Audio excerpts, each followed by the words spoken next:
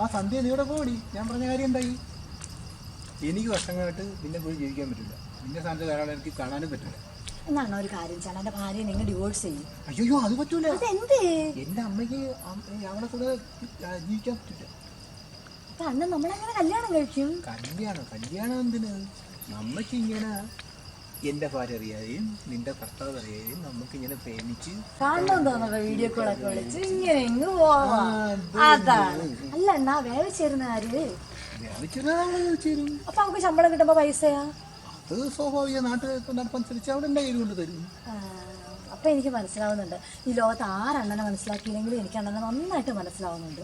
കാര്യം ജനിപ്പിച്ച കൊച്ചുങ്ങളെയും അച്ഛനെയും അമ്മേനെയും ഭാര്യനെയും ഇവരെല്ലാവരും മറന്നിട്ടും അണ്ണനെയും 15 വർഷം മുമ്പേ പ്രേമിച്ച എന്നെ മറന്നില്ലല്ലോ. അത് മാത്രമല്ല, എൻ്റെ കല്യാണത്തിന് ശേഷം ഒരു 4-5 എണ്ണത്തിന് വേറെ പ്രേമിച്ച് കല്യാണം കഴിച്ച് ഒരു 3-4 മക്കളും ഒക്കെ ആയി. ഇത്രയൊക്കെ ആയിട്ടും എന്നെ മറക്കാതിരിക്കുന്ന മനസ്സുണ്ടല്ലോ. എന്നാ പിന്നെ ശരി പോട്ടാ. സന്ധ്യ പോയ മഴ